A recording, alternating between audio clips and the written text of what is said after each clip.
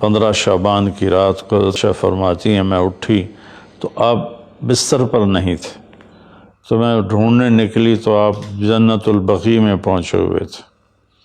تو آپ نے دیکھ کر کہا عائشہ تو کیا سمجھتی ہے کہ اللہ اس کا رسول تمہارے ساتھ خیانت کریں گے؟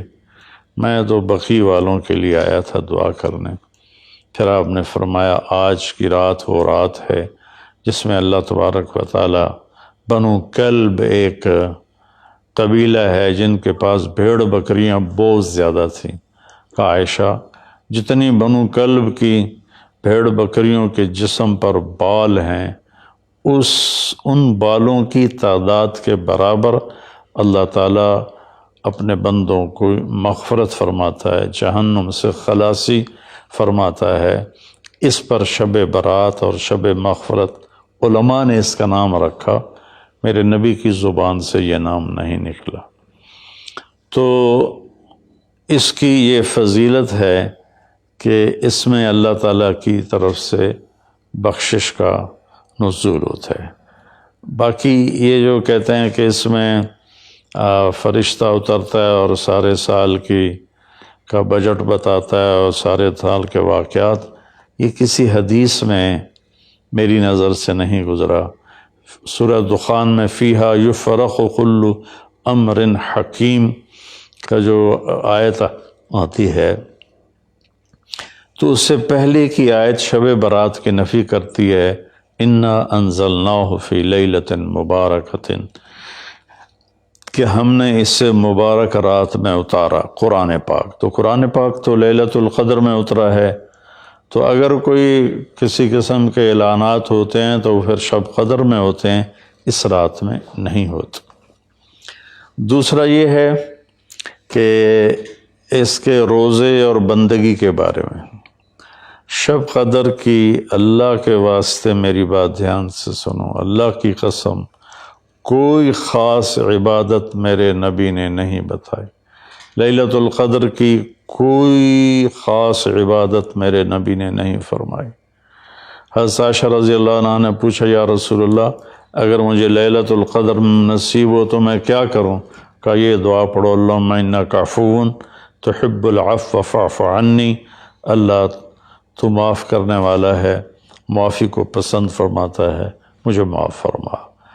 تو میرے نبی کی عبادت وہی 11 رکعت تہجد کے نوافل تھے، چاہے وہ شب قدر تھی، چاہے وہ شب برات تھی، چاہے وہ شب جمعہ تھی۔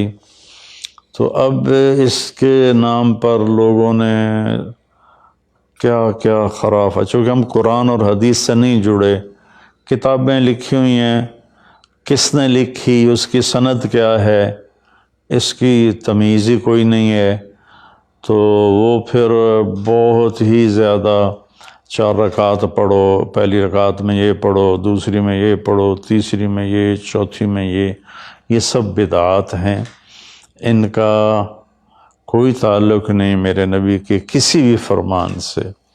میرے نبی نے صرف عبادت کا فرمایا ہے، عبادت تو شب قدر میں بھی کوئی خاص عمل نہیں۔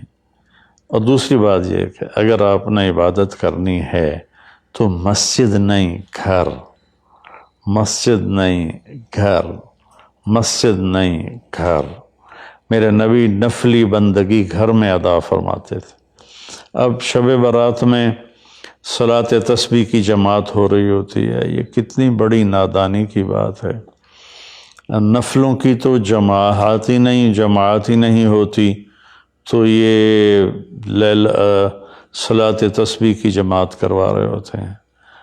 نفلی عبادات کے بارے میں اللہ کے نبی کا طریقہ گھر میں پڑھنا ہے، اور اللہ کی طرف سے بھی ہمیں جو اشارہ ملتا ہے فَاذْكُرِ اسْمَ رَبِّكَ وَتَبَتَّلْ إِلَيْهِ تَبْتِيلًا، اپنے اللہ کو خوب یاد کریں اور لوگوں سے کٹ جائیں بالکل، اور سب سے کٹ کے آپ اپنے رب کو یاد کریں۔ وَمِنَ اللَّيْلِ فَتَهَجَّدْ بِهِ نَافِلَةً لَكَ عَسَىٰ أَن يَبْعَثَكَ رَبُّكَ مَقَامًا مَحْمُودًا فَإِذَا فَرَغْتَ فَانصَبْ وَإِلَىٰ رَبِّكَ فَارْغَب۔ ان ساری آیات کا خلاصہ یہ بنتا ہے کہ نفلی عبادات سنتیں بھی ہوں گھر میں پڑھو، اور خاص طور پر جو ایسی راتوں کی عبادت ہوتی ہے، مسجدوں میں اکٹھے ہونا اور اس رات میں جھنڈیاں لگانا، پھر آتش بازی کرنا، یہ آتش بازی تو بالکل ہی اسراف ہے اور خرافات ہے۔ تو میری گزارش ہے کہ میرے نبی کی جو سنت ہے، آپ نفلی بندگی عبادات اپنے گھر میں فرمایا کرتے تھے۔ اس رات میں اگر آپ عبادت کرنا چاہتے ہیں، مسجد کی بجائے گھر کو مسجد بنائیں۔ وَاجْعَلُوا بُيُوتَكُمْ قِبْلَةً وَأَقِيمُوا الصَّلَاةَ، اللہ نے بنی اسرائیل سے فرمایا اپنے گھروں کو مسجد بنا لو اور نمازیں قائم کرو۔ تو ہم بھی اپنے گھروں کو خالی نہ چھوڑیں، اس میں ساری فیملی اکٹھی ہو کے نوافل کا اہتمام کرے۔ مسجد فرائض کے لیے ہے اور نوافل کے لیے گھر ہیں۔ تو امید ہے میری اس بات پہ آپ غور فرمائیں گے، ناراض نہیں ہوں گے۔